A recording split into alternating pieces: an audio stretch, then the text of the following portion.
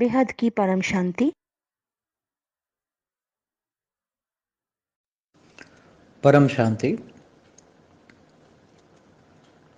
जो theory of कर्म जो है वो कोई भगवान ने नहीं बनाई। ये जब आत्मा आकारी से साकारी बनती है, जब निराकारी से आकारी, आकारी से साकारी बनती है, तब ऑटोमेटिक जो सबसे पहले जो शरीर होता है, जो पहले परम प्रकाश की बॉडी होती है, उसमें भी कर्म तो रिकॉर्ड होते हैं।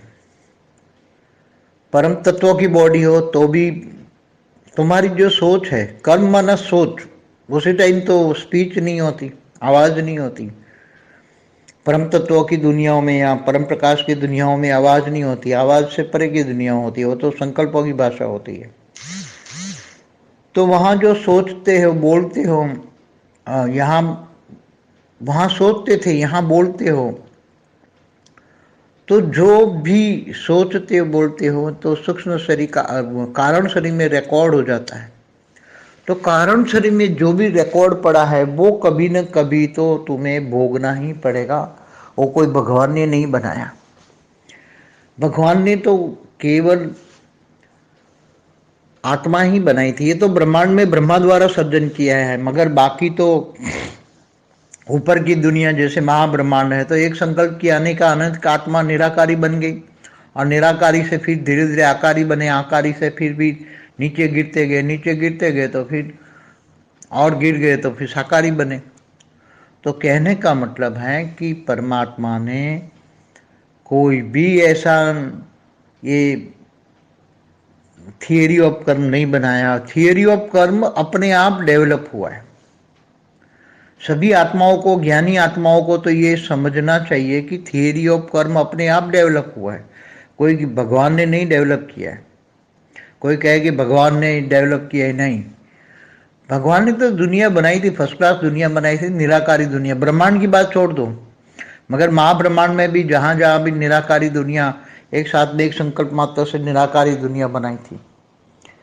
तो निराकारी दुनिया में भी जब निराकारी से आकारी बनता है तो भी प्रोसेस, निराकारी से आकारी बनने में प्रोसेस में जो संकल्पों में जो संकल्प होते हैं, तो वहाँ भी कारण शरीर में रिकॉर्ड होता है। कारण शरीर में रिकॉर्ड जब तक है तो ये कभी न कभी इमर्ज होता रहेगा। सुख दुख का कारण कारण शरीर ही बनता है। इसलिए कोई कहे कि भगवान ने बनाई, भगवान ने तो अच्छी दुनिया बनाई थी। पहले फरिश्ताओं की दुनिया बनाई थी, फरिश्ताओं से फिर देवता बने, देवता से मनुष्य बने, मगर फरिश्ताओं के वक्त भी जो सोचा कर्म किया, देवताओं के वक्त भी, मनुष्यों के वक्त भी जो सोचा और नीचे जो कर्म किया, उनके कारण रिकॉर्ड जो पड़े हैं, कारण शरीर में जो रिकॉर्ड पड़ा है, वो हर कोई आत्मा ऑटोमेटिकली भोगती है।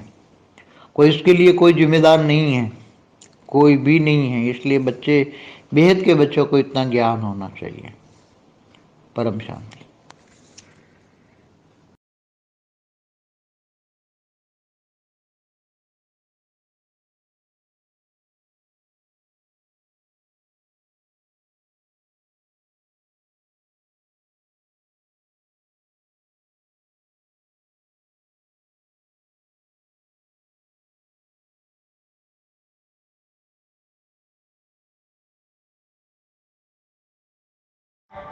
బేహద్ పరం మహాశాంతి. బేహద్ ఆత్మిక పరివారమునకు, ఆత్మిక సోదరి సోదరులకు బాపూజీ దశరథభాయ్ పటేల్ తెలుగు ఛానల్కు స్వాగతం. ఈరోజు మనము కర్మ సిద్ధాంతం గురించి అనంతభాయ్ బాపూజీని అడుగుతున్నారు. ఈ కర్మ ఫిలాసఫీ, కర్మ సిద్ధాంతం ఎవరు తయారు చేశారు, ఎప్పటి నుంచి తయారయ్యి ఉంది, ఏంటి అనేది, దీని గురించి బాపూజీ చెప్తున్నటువంటి హిందీ వీడియో మీరు ఇప్పటి వరకు విన్నారు. దీనికి తెలుగు అనువాదం. బేహద్ పరం శాంతి. థియరీ ఆఫ్ కర్మ అనేది భగవంతుడు తయారు చేయలేదు అని బాపూజీ అంటున్నారు. మరి ఇది ఎలా తయారైంది అంటే, ఎప్పుడైతే ఆత్మ ఆకారి నుండి సాకారిగా తయారైనదో, అనగా నిరాకారి నుండి ఆకారి, ఆకారి నుండి సాకారిగా ఎప్పుడైతే అయినదో ఆటోమేటిక్గా అన్నిటికంటే ఫస్ట్ శరీరం తయారైంది. శరీరం ఫస్ట్ పరం ప్రకాశం యొక్క బాడీగా ఉండేది. దీనిలో కర్మ రికార్డింగ్స్ కూడా ఉంటూ ఉండేది. పరమతత్వాల బాడీ కూడా మీ యొక్క ఆలోచనలను రికార్డింగ్ చేస్తూ ఉంటుంది. కర్మ అంటేనే ఆలోచన. ఇక్కడ ఆ టైంలో స్పీచ్ అనేది ఉండదు, అంటే టాకింగ్ ఉండదు, వాక్కు లేదు, స్థూలమైన కర్మేంద్రియాలు లేవు, కర్మ చేసేది లేదు. పరమతత్వాల ప్రపంచంలో 3 తత్వాల పరమతత్వాల శరీరమే ఉంటుంది. ఆత్మ పరం ప్రకాశము అంటే పరంప్రకాశ ప్రపంచం. అక్కడ ధ్వని అనేది లేనే లేదు, వాక్కుకు అతీతమైనటువంటి ప్రపంచంగా ఉండేది. సంకల్పాల యొక్క భాష ఉంటుంది. అక్కడ ఏదైతే ఆలోచిస్తూ ఉంటారో అనగా మాట్లాడటం, అక్కడక్కడ ఆలోచనలే రికార్డింగ్ సూక్ష్మ శరీరంలోనూ కారణ శరీరంలోని రికార్డింగ్ అయిపోతూ ఉంటాయి. కారణ శరీరంలో ఏదే రికార్డింగ్ అయ్యి ఉంటాయో అది ఎప్పటికీ కూడా ఎప్పుడైనా సరే దాన్ని అనుభవించాల్సి వస్తుంది.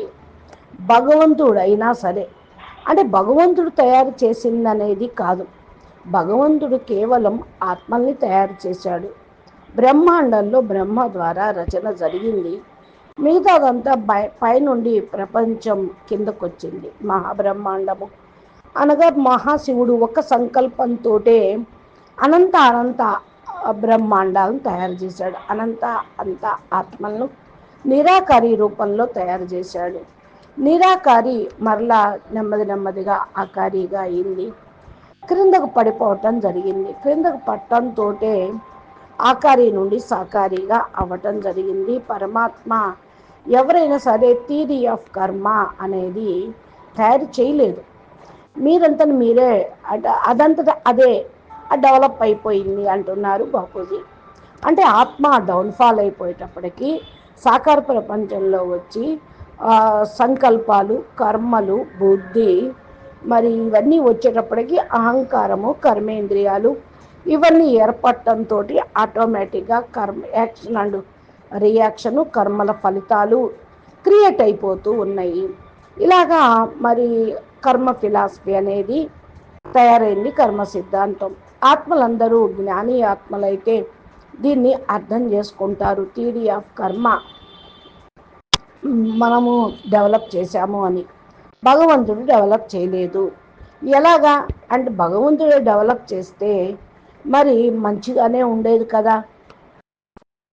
భగవంతుడు మంచి ప్రపంచాన్ని తయారు చేశాడు. ఫస్ట్ క్లాస్ ప్రపంచం అది, నిరాకారి ప్రపంచం. ఈ యొక్క బ్రహ్మాండం యొక్క విషయాన్ని వదిలిపెట్టండి. బ్రహ్మాండాలు ఎక్కడెక్కడైతే నిరాకారిగా ఉన్నాయో ఫస్ట్ ప్రపంచము అలాగే ఉంది. దాంతోపాటు సంకల్ప మాత్రంతో నిరాకారి ప్రపంచము నిరాకారి నుండి ఆకారిగా తయారైంది. ఈ ప్రాసెస్లోనే మరి డౌన్ఫాల్ అనేది స్టార్ట్ అయింది. సంకల్పం చాలా పవర్ఫుల్గా ఉండేది. అక్కడ కారణ శరీరంలో రికార్డింగ్స్ ఉంటాయి. అంటే ఏంటి, ఆకారి ప్రపంచంలో ఆత్మలకు 3 తత్వాల శరీరం, కారణ శరీరం ఉన్నది. సంకల్పం కూడా ఉంది గనక సంకల్పాలన్నీ ఆ 3 తత్వాల శరీరంలో, కారణ శరీరంలో రికార్డింగ్ అయిపోయినది.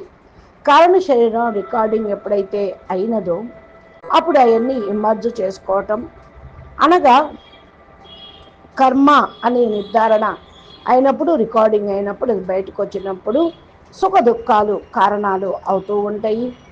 శరీరము దాని అనుసారం కర్మ యొక్క రిజల్ట్ కారణ శరీరంలో రికార్డింగ్ అయిన దాన్ని బట్టి శరీరం తయారవుతుంది. అందుకనే భగవంతుడు ఏమీ మరి ఈ యొక్క కర్మ సిద్ధాంతాన్ని తయారు చేయలేదు. చాలా మంచి ప్రపంచాన్ని తయారు చేశాడు భగవంతుడు. ఫస్ట్ ఫరిస్తాల ప్రపంచం తయారైంది. ఫరిస్తాలు దేవతలుగా అయ్యారు, దేవతలు మళ్ళా మనుషులుగా అయ్యారు. అంటే ఏంటి, ఫరిస్తాల యొక్క సమయంలో ఆలోచన కర్మ రూపంలోకి వచ్చింది.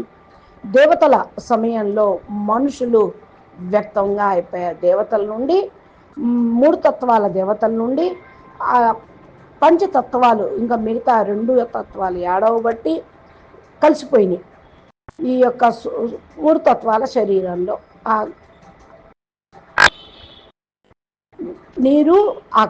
నీరు భూమి. అంతకుముందు దేవతల్లో ఆకాశము, వాయువు, అగ్ని ఈ 3 తత్వాలతోటి ఉండేవాళ్ళు. జలభారము అయిపోయింది. భూమి తత్వం ఏర్పడేటప్పటికి 2 తత్వాల్లో యాడ్ అయినవి, మనుషులుగా తయారైపోయారు. ఆలోచన క్రిందకు చేయటం జరిగింది.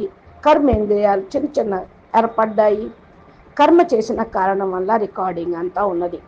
కారణ శరీరంలో అయితే రికార్డింగ్ ఉన్నదో అది ప్రతి ఒక్కటి ఆత్మ యొక్క బాడీలో ఉండిపోయింది. అంటే ఆత్మ అయితే శరీరాన్ని ధరించిందో దానిలో ఆటోమేటిక్గా ఉన్నది. అందుకని ఆ యొక్క శరీరము అనుభవిస్తూనే ఉన్నది.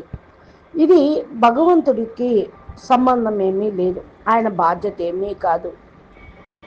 ఎటువంటి కర్మ సిద్ధాంతమును ఫిలాసఫీని ఆయన తయారు చేయలేదు. కాబట్టి దీని గురించి బేహద్దు పిల్లలు కొద్దిగా జ్ఞానం గురించి ఆలోచించండి. అందుకని సంకల్పమే ప్రధానము. సంకల్పాలు పాజిటివ్గా ఉంచుకోవాలి, విశ్వ కళ్యాణకారిగా ఉండాలి, విశ్వ పరివర్తనాత్మగా ఉండాలి. అప్పుడే మీ యొక్క కారణ శరీరంలో ఉన్న రికార్డింగ్లు నెగిటివ్ ఇంత క్రితం ఉన్నాయని డిలీట్ అయిపోతూ ఉంటాయి. పరమతత్వాలతో పరమ లైట్ తోటి నింపుకున్నట్లయితే వ్యక్తం నుండి అవ్యక్తము, సాకారం నుండి ఆకారిగాను, స్థూలం నుండి సూక్ష్మంగా, ఫరిస్తాగా, దేవతగా, పరమాత్మగా కాగలుగుతూ ఉంటారు. అచ్చా, పరం శాంతి. నమస్తే, ధన్యవాదాలు. బాపూజీ దశరథభాయ్ పటేల్ తెలుగు ఛానల్లో బాపూజీ ఇంకా అద్భుతమైనటువంటి జ్ఞానము చెప్పడం జరిగింది. మీరు ఈ యొక్క వీడియోని చూస్తూ అర్థం చేసుకున్నట్లయితే బేహద్దు పిల్లలకి విషయాలు అర్థమవుతాయి. నమస్తే, ధన్యవాదాలు. మీకు ఈ వీడియో నచ్చినట్లయితే లైక్ చేయండి, షేర్ చేయండి, మంచి కామెంట్ పెట్టండి. నమస్తే.